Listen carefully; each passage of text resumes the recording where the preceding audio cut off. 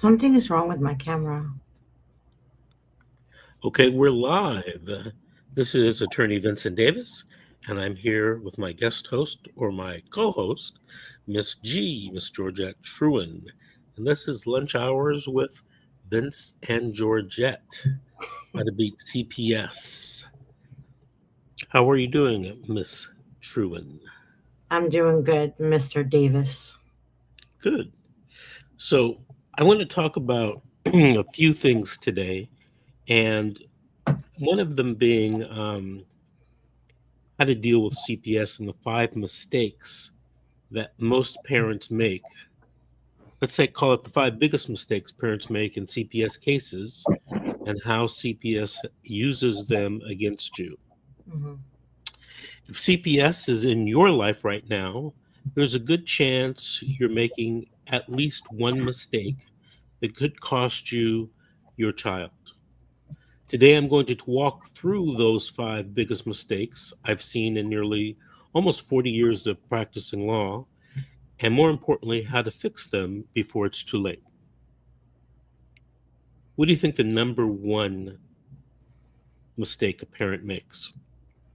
Are you Miss- asking me? Yeah, The number one mistake parents make is that they think they're great parents and they can tell the social worker anything. They initially speaking to the social workers, talking to them like they're their friends. you're absolutely correct. It's the number one mistake is talking too much to CPS. A lot of parents think that they're helping their case when they're actually helping CPS build a case against them. Yeah. Those explanations that they give become evidence that are going to be used against you.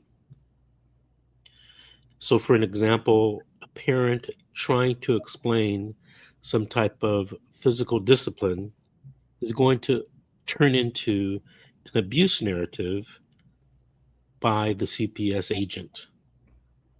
So, my number one rule is silence is strategy, not guilt. About how many people do you talk to per week looking for CPS help, Miss G? A lot, Vincent. A lot. Over Give me 50, an over 100. okay. Way over 100. Yeah.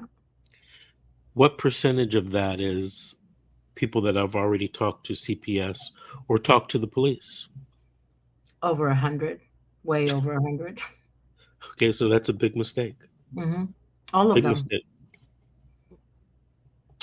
You know, do they ever tell you that they talk to CPS because they think they or intuitively believe that they can trust CPS?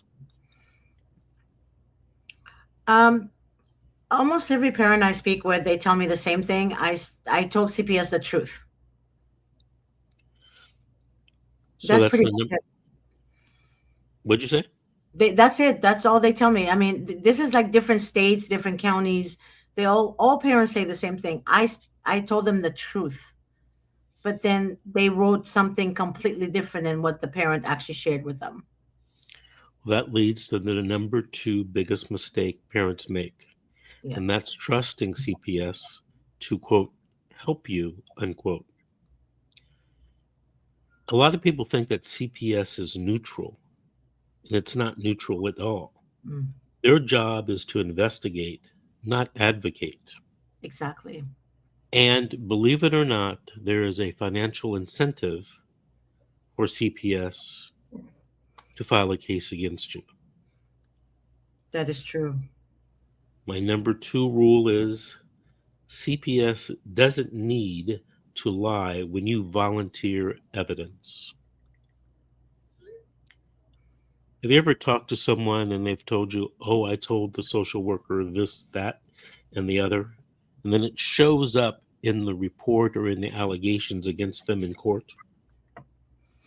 It shows up in a very weird way. A lot of parents tell me that if they share this with the social worker, that they ask, first of all, they ask him, do you have any prior records against you? Oh, I stole bubble gum when I was 10. then the social worker would write down on the report the parent has a felony.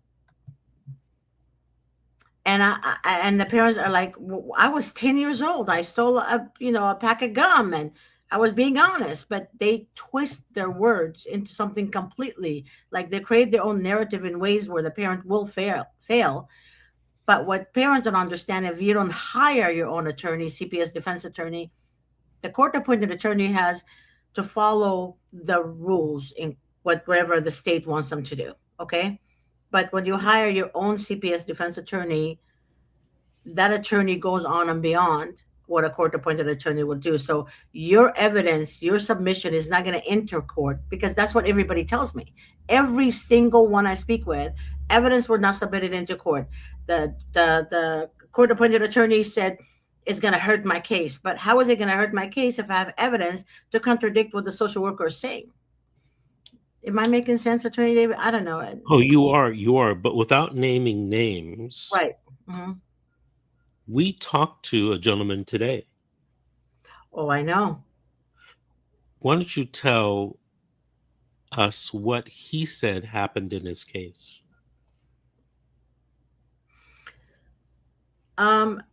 He said that his case was open last year in September, and it was a family law case that turned into a CPS case because of the mother aggressive reporting against him. He won his family law case, but he did it on his own. So he thought that CPS court is the same as family court.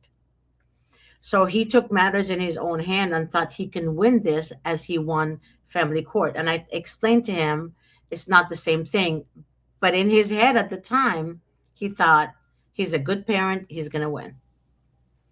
So he didn't know that it's a huge dynamic in CPS world. He said it's a nightmare that doesn't end. And he never thought that it's going to result to this situation he's in right now. To the point where his court-appointed attorney told him he's going to file an appeal, and he never did. And his court-appointed attorney told him I cannot go on and beyond what I am asked to do. So. The sense that I got was that he wanted to testify at the time of trial and present his side of the story and present evidence, and he wasn't allowed to do that. Mm-mm. And I wasn't clear if he was blaming the judge or blaming his court-appointed attorney, or both. Both. So it's amazing that he thought he was going to court on one day to have a trial, and he didn't get to testify, and he didn't present any evidence. Right. So that's not called a trial. I don't know what that's called, honestly. So in the end, he lost, right? Mm-hmm. He asked his attorney to file a notice of appeal. Mm-hmm. And the attorney apparently has refused to do that. Right. I mean, it's no, the attorney told him that she can only follow certain guidelines that the court gives her. Interesting. And but it's not really, because I think I talk to more people than you, because you're mostly in court. And a lot of the parents tell me the same thing. Parents from Oakland, parents from New York, parents from Florida even, they tell me all the same thing. The attorney told them no, or if they want to do an appeal, they say no, they're going to lose. Or if they want to go through trial, they tell them if you go through trial, you're going to lose your trial. Either way, I hear the same thing over and over again. And I'm sure you have to. You know, mistake number 3 that parents make is not controlling the narrative early. Right. You know, generally, the first report shapes the entire case. Yep. And judges rely heavily on early reports. So what parents don't do is they don't document, and they don't immediately develop a strategy. Right. So, you know, I've heard you tell people that they should document, write down everything, get a notebook. You know, one of the things I do, I think I ever shared this with you. Every once in a while when I go to Walmart, I buy those notebook binders, with the spirals, and the 80-page ones go on sale every now and then Hmm. for like 25 cents. So I'll buy, $10 worth, $15 worth, and I use those every day to keep notes and take notes on cases when I'm in court. And when I mention that sometimes to parents to get a notebook and to keep notes, I can tell they think that they want to go through this process without doing any work. Right. Yes, that is correct. Yes. And an attorney can only do so much. An attorney is like a soldier. Hmm. Unless you give him bullets to put in his rifle, he can't shoot anything. Right. And the bullets that the client gives the attorney is the information in the documents and the Hmm. notes. I remember one time I asked a client to tell me through written or typing information a story about what happened. And they were put off by that request. It was like, well, I'm hiring you to be the attorney. Shouldn't you do that? And I say to them, well, I wasn't there when all of these things happened, Hmm. right? How can I tell you what happened? You're going to have to tell me. So a lot of people don't like to type it out. A lot of people don't like to write it out. And everyone has a smartphone. And I tell them, well, talk it out. Talk to your smartphone, record the information, and just send it to me. I'll then have it transcribed, and then I'll have it in writing to read and review or even listen to so that I will know the story in detail. Hmm. So parents always think that you should be involved in the preparation of your case.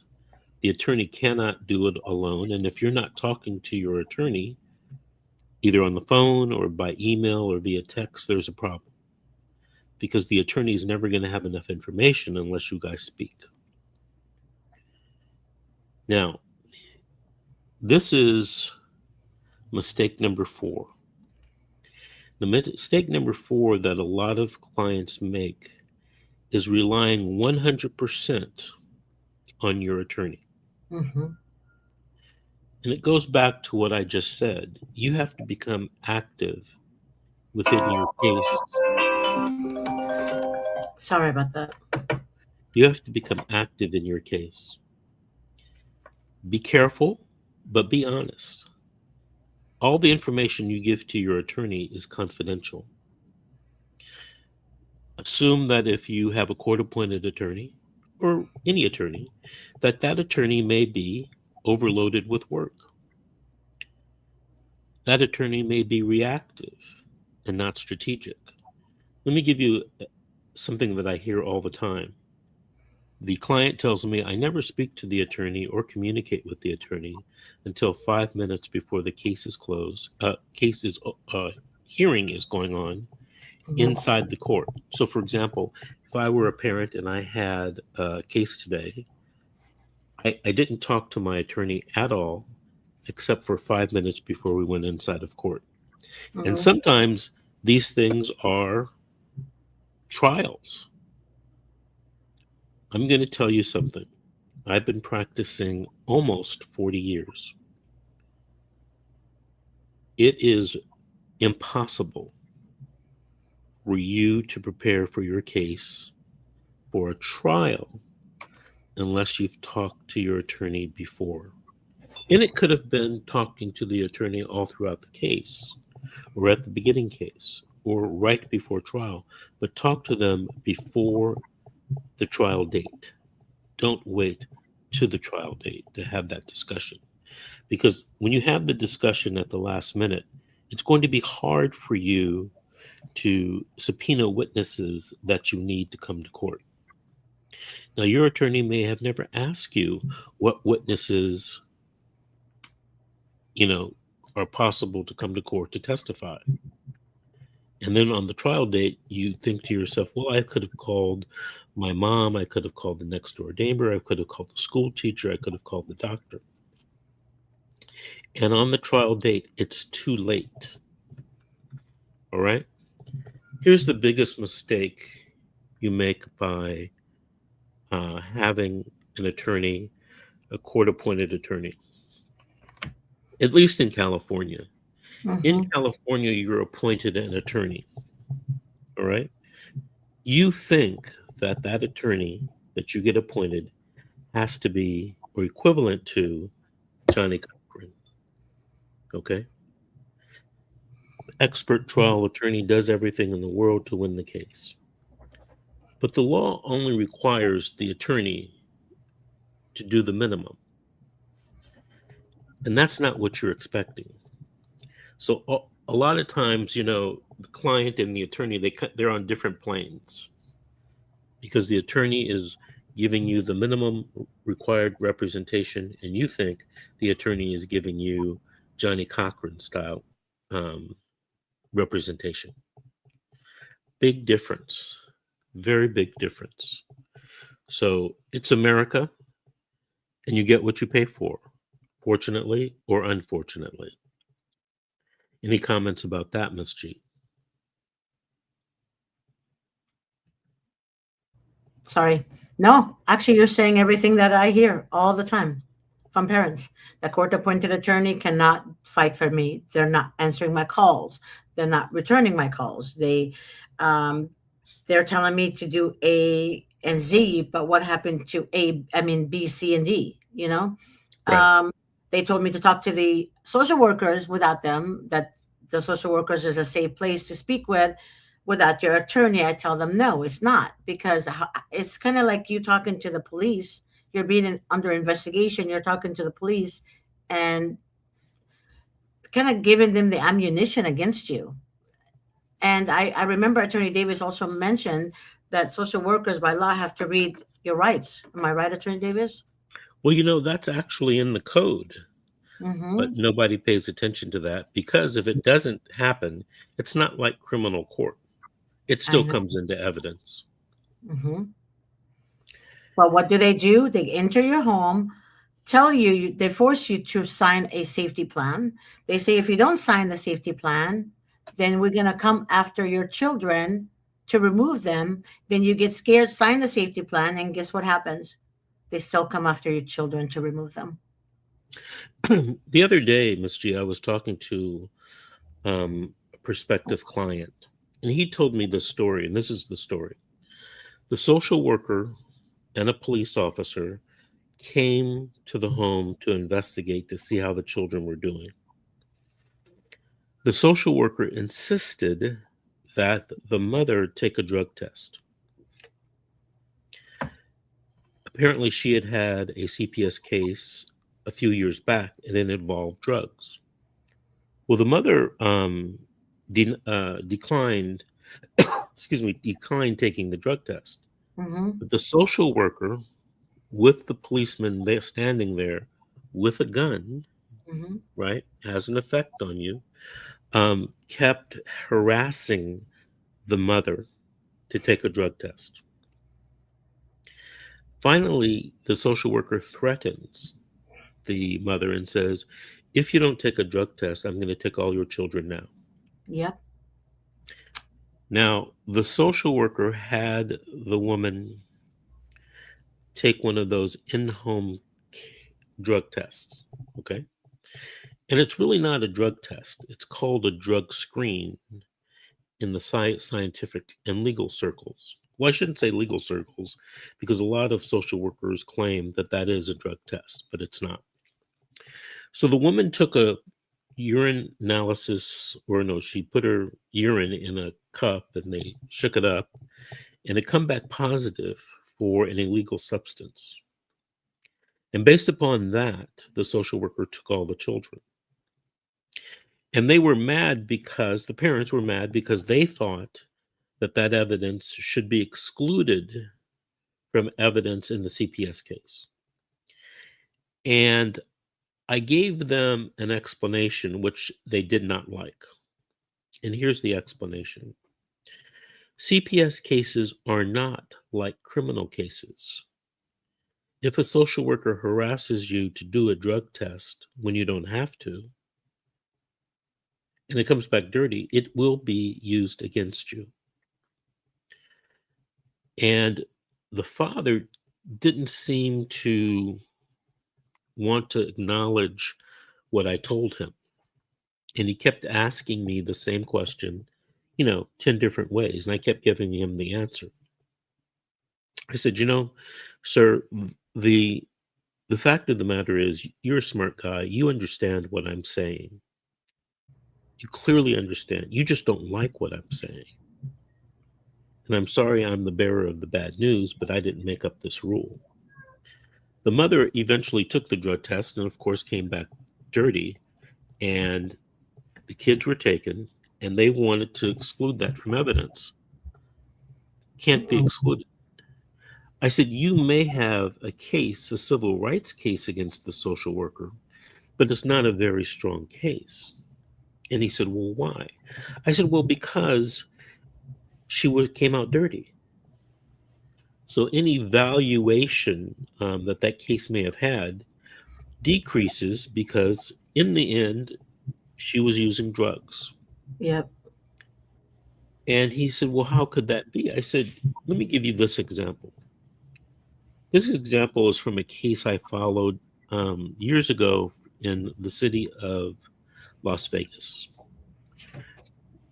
4 people, parents and 2 children, brought a lawsuit against the social worker for civil rights violations. In the end, the social workers, by the jury, they found that the social workers violated the civil rights of the family, but then turned around and awarded a very nominal amount for that violation. Something like I don't remember the exact amount of money, but it was something like $1,000 per person. The jury found that the social workers violated the civil rights of the family.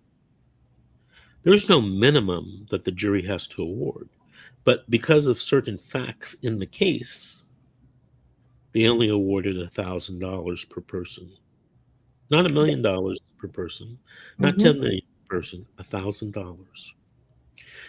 So it went up on appeal, I believe, and the family lost. So just because social workers violate your civil rights doesn't mean that the evidence is not going to come in the CPS case, and doesn't mean you have a multi-million-dollar case against the social workers. Okay, how much you get from the social workers and a civil rights case depends on how bad they were and whether you had something that the law calls unclean or clean hands. If you go to court and try to sue somebody and you have unclean hands, it's unlikely that you're going to win, or you're not going to win as much as you think you did or should. So keep that in mind when you're going through your CPS case and dealing with social workers. Yep. The fifth rule that I have, and I know you see this all the time, by the time most parents call me or call you want us to try to undo damage instead of prevent the damage. It's almost like I could have prevented the car accident, but you came to me after the car accident, and now you want me to pull the cars apart, straighten out all the metal, replace all the parts, and have the cars drive off into the sunset. Well, that takes a lot of time, energy, and money. Had you called me before and I prevented the car accident, you would have been much better off. Why do you think so many people wait so late to give you or I a call, Miss G?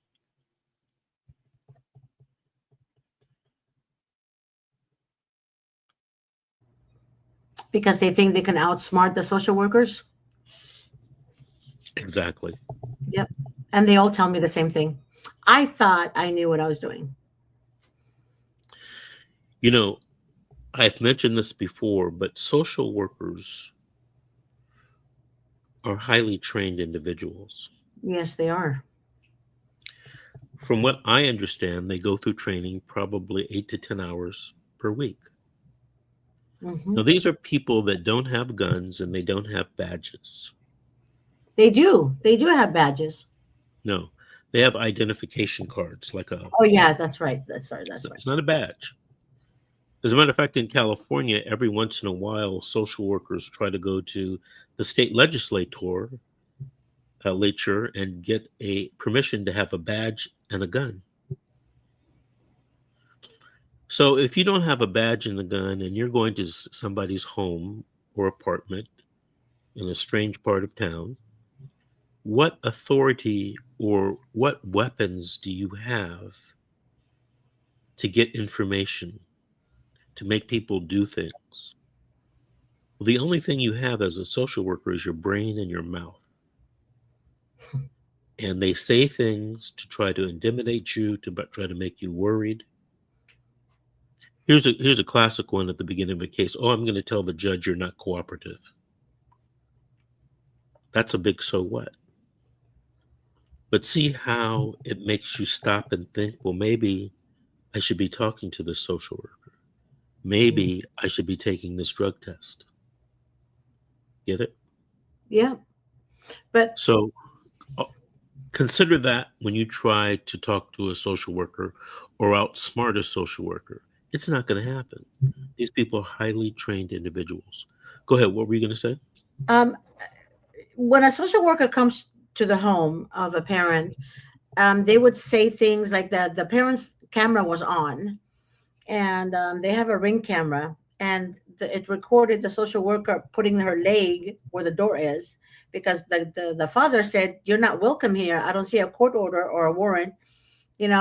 Leave. I don't want to talk to you." So she put her foot between the sorry, between the door, and then she said, "If you close the door and you hurt me, I'm gonna arrest you, and I will remove your kids right now." And he said, "What authority do you have?" She said, "I don't need." What she say? I can do what I want to do. We can do what we want to do. And he said, "You're not above the law." She said, "Do you want to bet?" That's all in video. That's all on video. So he thought with this video, he's going to win the detention hearing, which is the initial hearing. So what happened was he got his court appointed attorney that day, 5 minutes before the hearing started, or he didn't have one that day. One was up. No, one was not appointed to him. But anyways, he went in the court. He told the judge, "I have evidence with the social worker." Blah, blah. The judge shut him down, completely shut him down. She said, "You're violent. You need anger management. You have to do these classes. Blah blah blah blah blah." I don't know. It was weird, the way he explained it to me. And he said, he started crying, and the social workers were laughing in court. In court, all of them were laughing out loud. And then when he got his attorney assigned to him, he showed it to his attorney, and his attorney said, "Oh no, that's going to make you lose the case. I can't submit this in court." So he said, "How is that going to make me lose my case if the social worker literally lied about him and he has evidence?" But the court appointed attorney will never, I get 100% guarantee, will never submit this evidence into court. And please tell them why, Attorney Davis, because a lot of people can't seem to understand that part. Well, the reason why is because that evidence has no bearing on whether he is a danger or a risk to his child. Correct. But If he were in a criminal case, that evidence may get his whole case thrown out. But this is not a criminal case. And people, or most people's experience is with criminal cases. no, Go ahead. the social worker told the judge in court that he attacked her, and she saw danger, that made her basically say that the father is dangerous around the children. So that was going to get him off the hook, because it will see in the video that she put her foot to stop him from closing the door. So she told again that he attacked her. So that was a good valid evidence because she did mention that in court, right? That should have gotten the whole case thrown out. Am I right or no? No. Now, what he does have, based upon what you've just told me, he has a great civil rights case against the social worker in the county. But that has nothing to do with the CPS case and whether he was a risk or a danger to the children.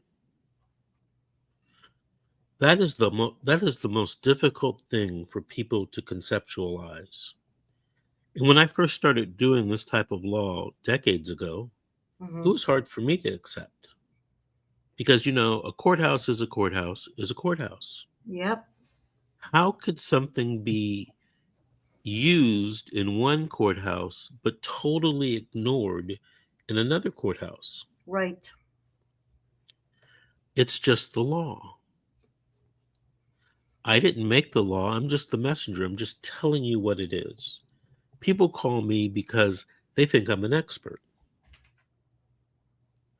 But then when I tell them things, they don't want to listen to it because it goes beyond their belief of what justice is. And that's a very difficult thing to do. I'll give you an example. The average age of one of our clients may be 40 years old. They come to me and they say blah, blah, blah, and I say blah, blah, blah. And it turns everything that they believed in for 40 years upside down. Yep. I had a guy tell me this morning, that can't be correct, Mr. Davis. You must not know what you're talking about. Yeah, I know.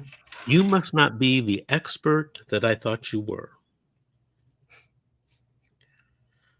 I know why they say that, though. What can I say? 30 years ago, I used to argue with people about that. Now I don't argue. Hey, man, if you don't want me to help you, don't call me. Because a lot of things that you're going to tell me I know aren't incorrect. Yeah. And, people look at these cases like with common sense and what they believe fair and justice is in America, and, just what they've heard or saw or seen or been told.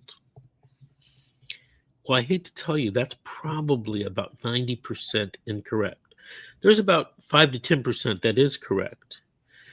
But, like all human beings, even myself, when I hear something and I draw a conclusion about it, something that I don't know anything about, like medicine or surgeries or physical fitness or something like that, I come to a conclusion and I support it with a rationale inside my head, like, oh, this must be correct. And then I draw a strategy and I proceed down that road. Mm-hmm. All right. So if you call me and you think I'm an expert, you might want to listen to what I have to say. You don't have to. It's your life. It's your children. But I've been doing this a long time, and I'm not going to tell you something that's not correct. Not too long ago, this happened, I'll say within the year, a grandmother called me and said, they won't give me my grandchild. Do you think I can get the grandchild? Now, she had been to court many times, and the judge told her, no, I'm not giving you the child. So I took over the case. When I took over the case, the social workers and the minor's attorney told my client, the grandmother, that I was ripping her off, that there was no way she'd get the grandchild.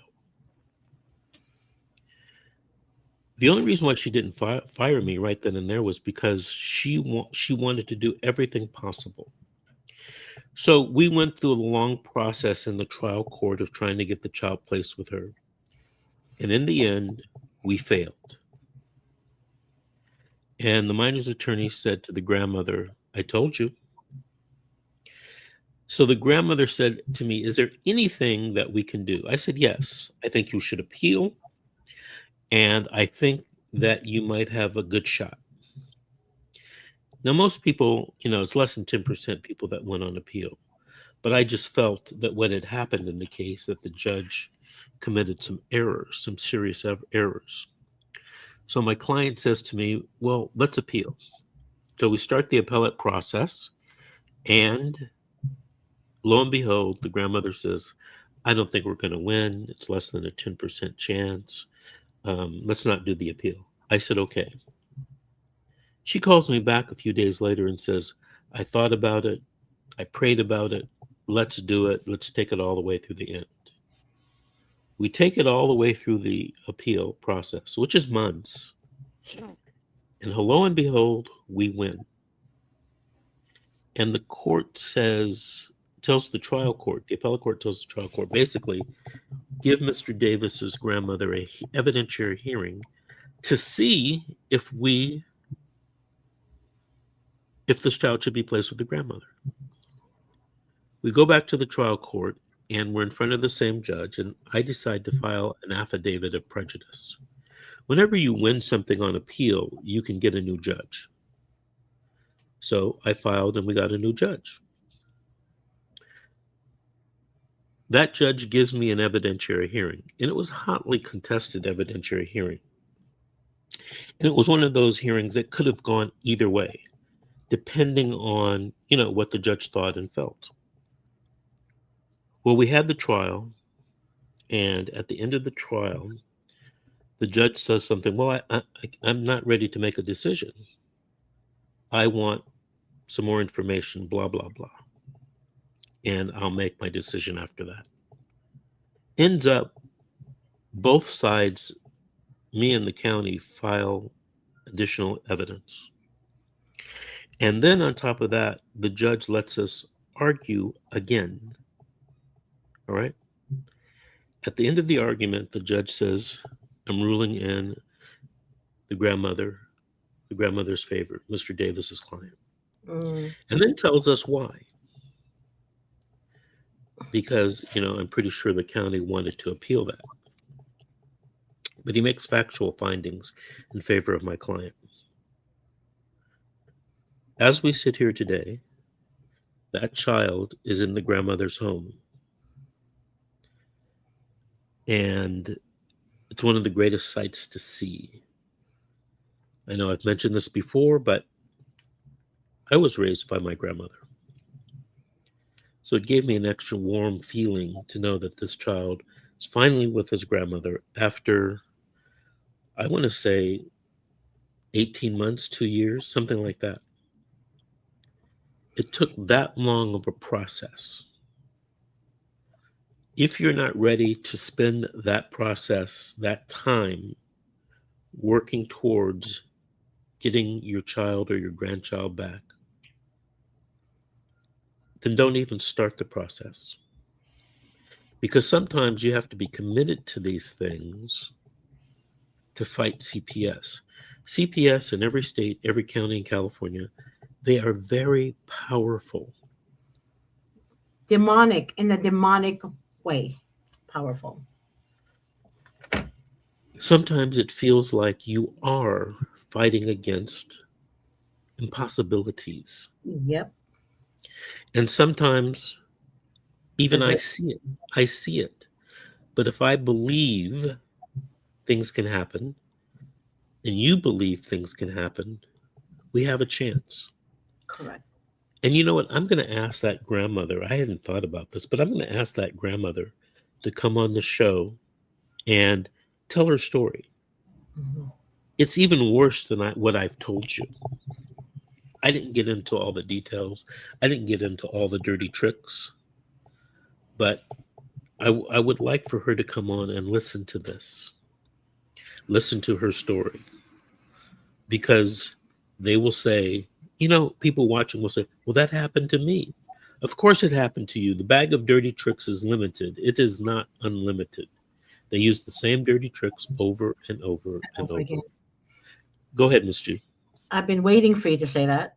Okay. I want to explain a lot. I mean, I want to explain something to everyone that's going to hear this video or watch it. When you guys call me and I tell you that Attorney Davis is a trial attorney, believe it. He's a great trial attorney. Okay. But you guys want miracles to happen that day. When you hire Davis and he enters the courthouse, you want the light to go on, right? And you're going to walk out with your kids. It doesn't work that way, right? Davis has to review your case, right? He's not in your case from the beginning. So other attorneys took over. Those attorneys you believed were the screw up your case, and you want Davis to help you after they screwed up your case. What do they tell you? And I hear that a lot. Davis is not that great. Don't hire him. I promise to get your children back. And then, 8 months down the road, they don't get nothing back.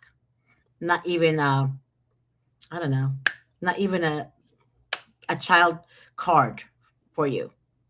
So when you guys call me and I explain that he's a trial attorney and I say, be patient, be patient, be patient, he will show you everything in trial, because in order for you to have a good trial, you have to keep collecting evidence. Am I right, Attorney Davis?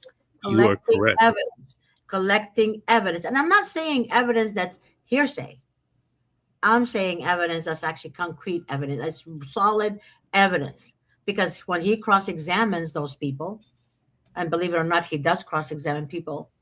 And that's my favorite joy of the moment when I see him do that. Do They you want to remember lose that? their mind. They want to lose their mind. And then one of our clients, and I know he's probably watching, but I don't want him to disclose himself because he's still a client. Me and him used to pray about this. And I told him, be patient, be patient, be patient. You'll see in trial. And as God is my witness, in trial, it was great. He called me, or I called him, I can't remember. And he said, Mr. Davis kicked ass. You were right, Miss G. So be patient. And you have to understand you didn't get there overnight. This is a process, right? But there you need to understand that they're already 900 steps ahead of you as well. So whatever you think you're on step number 1, they're on step number 800. Am I right, Davis? They know You are right. everything before even you know anything about it. They distract you with classes. They distract you with drug testing every day. You lose your job. Why do you lose your job? Because they don't want you to be able to have standing to hire an attorney. They want you to depend on them. Just like you depend on them for everything else, they want you to depend on them to get your children back, when in reality, you don't get your children back.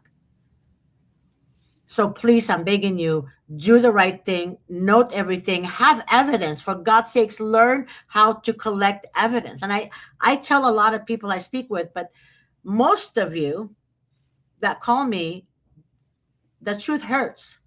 So you tend to get angry and threaten and say crazy things. Because when I tell you you don't have time, you think that's an insult. But you don't have time. You really don't have time. And I wanted to bring that up because I wanted Attorney Davis to hear that. And also, you guys tell me that another attorney promised you this and promised you that. By law, no attorney can promise you to get your children back. I am not joking you. You can Google it. You can search it.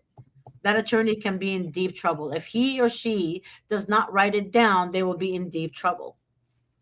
Attorney Davis, you may comment on it. I mean, this is your platform. Well, it is against the law for an attorney to guarantee you a result. It's a crime. They could lose their license. If any attorney says to you, I guarantee you I will get you the child back at that hearing. Tell Mm-hmm. them to put it in writing in an email or a text and see what happens at the hearing. Okay. My advice is if an attorney guarantees you a result, turn around and run away in the opposite direction.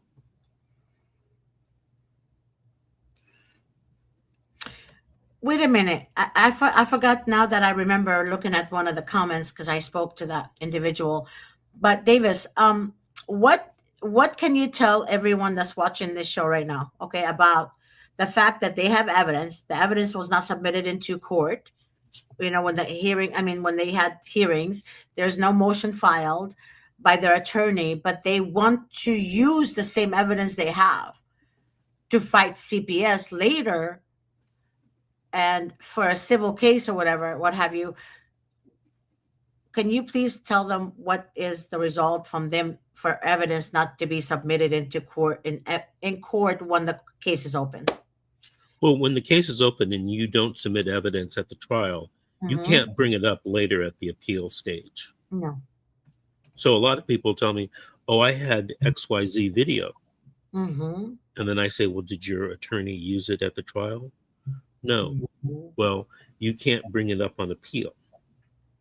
What you can do is you can make a motion to reopen the case.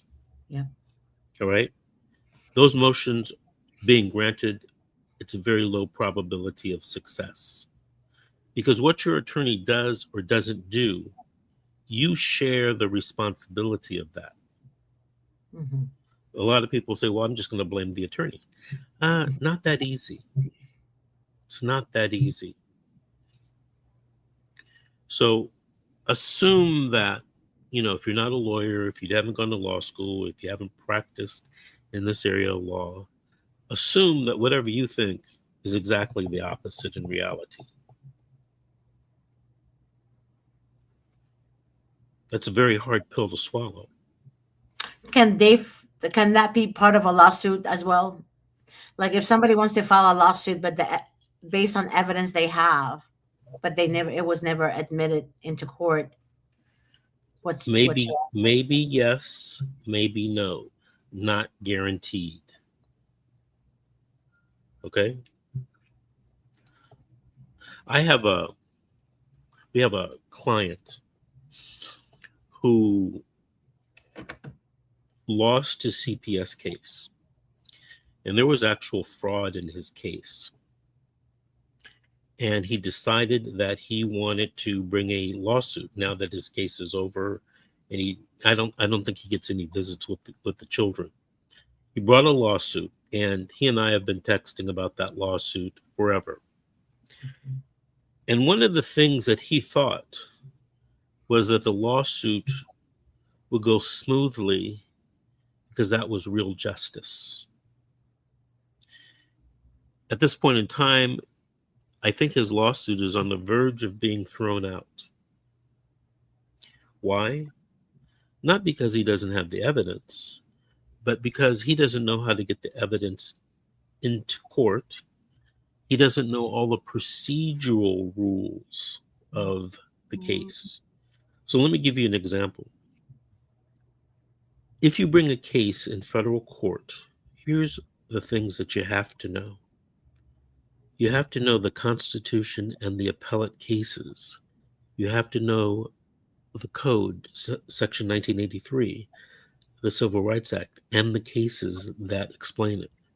You have to know the federal rules of evidence. You have to know the federal rules of civil procedure. Then you have to know the local rules in each district. And then you have to know the local rules, which are unique to each judge.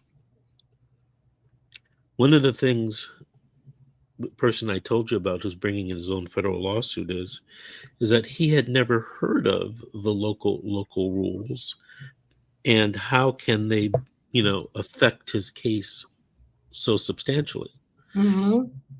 And I said, well, that's the law.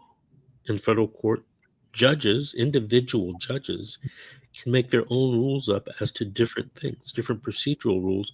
And guess what? You have to comply with them. And if you don't comply with them, and your case gets thrown out, even though you had, a multi-million dollar case, that's what's going to happen.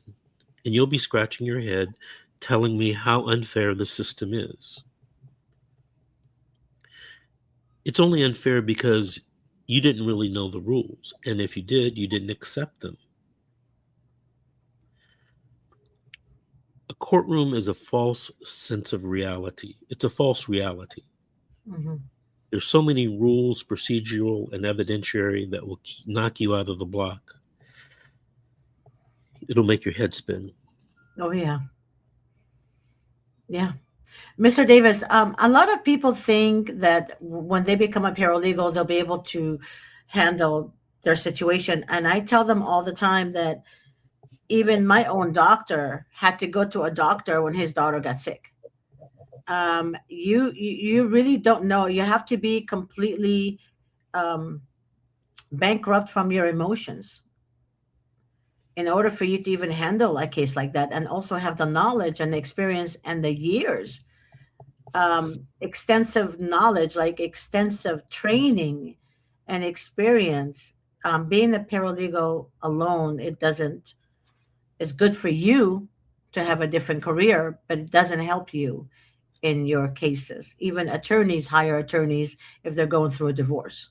I'm just You know, giving I an tell, I tell people this all the time. Look, would you let the nurse Mhm. perform open heart surgery on you?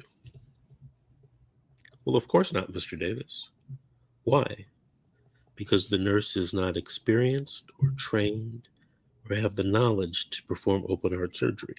Yep. I would tell you absolutely right. It's the same for lawyers and paralegals. Paralegals can be useful tools. They have their limitations. A lot of paralegals know their limitations. Yep. A lot of paralegals do not know their limitations. Can't tell you over the last, almost 40 years how many stories I've heard about someone claiming that their paralegal screwed up their case. Hmm. It was like they went to the nurse and asked them to do open heart surgery. I get that a lot, by the way. Paralegal completed these documents. I filed the motion. I'm like, what motion did you file? A 388 motion. Well, what did she include? And even the documents that the paralegal included is not right, because the paralegal used an app called, it's an AI app that they download or something like that. And it's not, trust and believe, those things are not accurate. I'm You not know, lying to you. Even that sometimes you'll get the wrong codes, case codes. And there's trust there's a me, famous investigation going on right now about an attorney who's pretty well known attorney in town, um, and he's being investigated and will probably end up disciplined because he turned in something that was AI generated, and it wasn't true at all. I know who you're talking about. Yeah. So, when you use AI, be very, very careful. And If that you was a use it, while ago, right, Davis? What happened to I this guy? just, I just saw this like a week ago. I heard about it 6 months ago. So you have to be very careful. AI, and I tell people this all the time, is about 50% wrong. Hmm. No So more don't, than. yeah.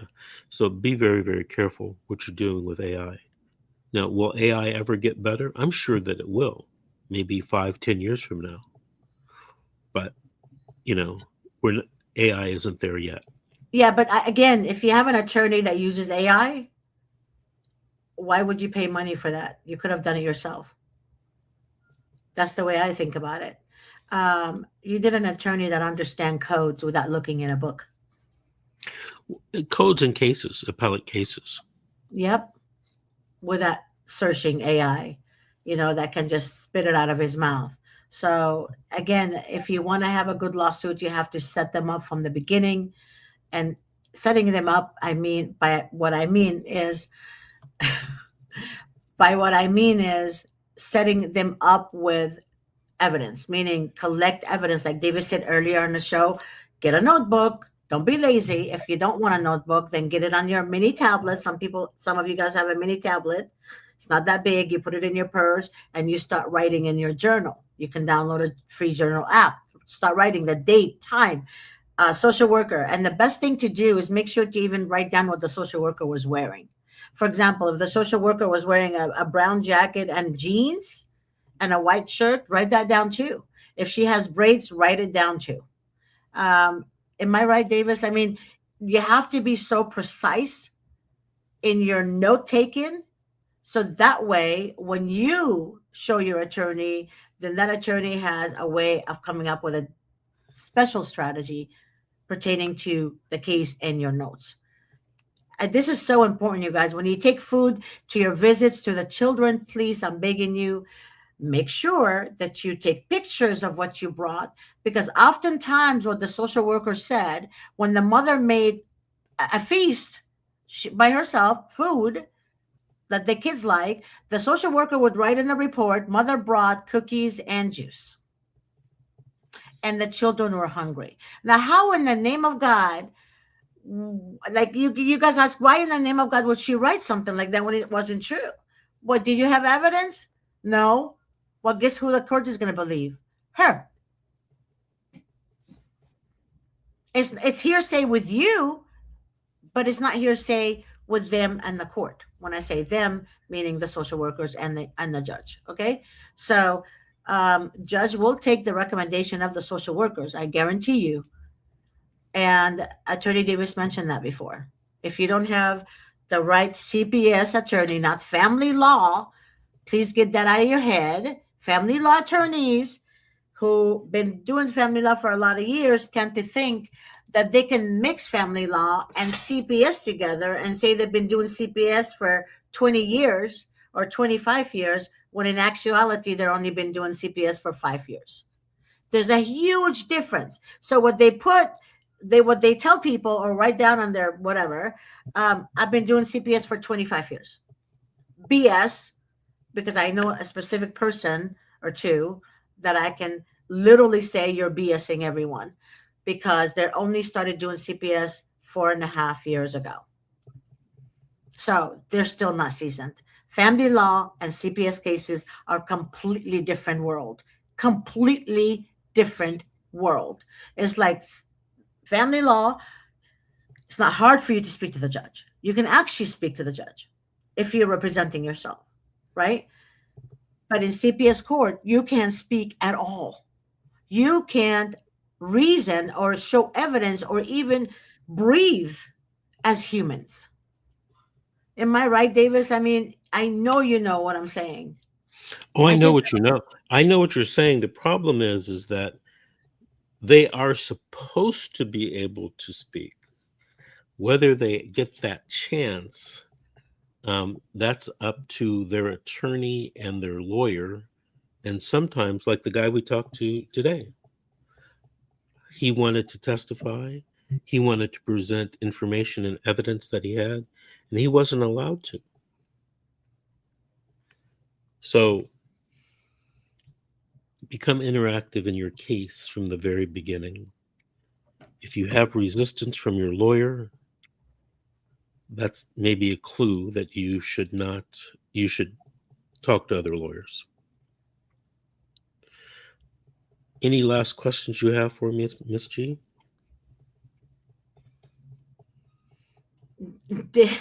David wrote Mr. G. I'm not Mr. G. Correction, it's Miss G, for the love of God. But then he corrected down here. Thank you, David. I appreciate that comment.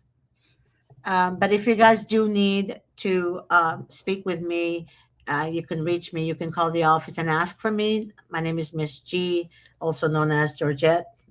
Um, but also understand this: when you call me and you guys lose your minds, when I speak the truth, don't call me. All right? Don't. Because when we say the truth to you guys, it's actually to help you, not to hinder you. When I say you need to collect evidence, or you need to, be able to not be angry. Don't be angry with the social workers, for example. Don't push the social workers. Don't threaten the social workers. Don't, all of that is to help you. It's not really to tell you what to do because I'm trying to control you. It's actually to help you. Because I've had a couple of people that said, "Don't tell me what to do," and they said the B word, and they said, "You stupid HO," and they called me the C word, and I'm like, all of that is because I told her um, not to be violent with the social workers. It's not going to help her case. Okay. So that's when I hung up the phone. I ended the call because really our job here is to help you. It's not to hinder you, it's not to mislead you. So be respectful and don't make up stories because you don't like someone. Okay. Because you chose that route. So be kind and just know that we're here to help you. Attorney Davis, is there anything you want to add? Well, the number to the office is in the bottom right-hand corner, Mhm. 888-888-6582. But if someone wants to call you directly, and They or can email, email me. They can email me. how can they email you? I'm gonna send my email right now, which I think it would be better, and then I will call them, and that's Hey, what a lot of people do. by the way, for all of you watching, my producer Grace just entered into the comment section on all the platforms that you're watching on a link to a website that I have that's called a Stan Store. And the reason, what you'll find at that link is a monthly newsletter that I do for CPS Mhm. and a master class so that you can learn how to assist your case, not do your case, but assist your case to win your children back. And you can find both of those at the Stan Store. The next thing that is going to be coming up in about a week is there'll be a CPS, not a CPS, a civil rights newsletter, a monthly civil rights newsletter that will talk about suing social workers inside the federal court system. And there will also be a master class on suing social workers in the federal courts when your civil rights have been violated. So watch for that as well. Did you put you put your email in there, Ms. G? I did, and I Okay. also want to let everyone know I can also send you the link via text if you need the link, or if you didn't copy and paste on your computer the link, what have you. I can also send you the link as well. All right. Well, that sounds good. We've reached our ending time, Ms. G. I want to thank you for co-hosting today, and everyone watch our page, or the page you're watching on, because we will be notifying you when we do this lunch with Vince and Miss G again. All righty. Thank you all. Bye-bye. Bye bye.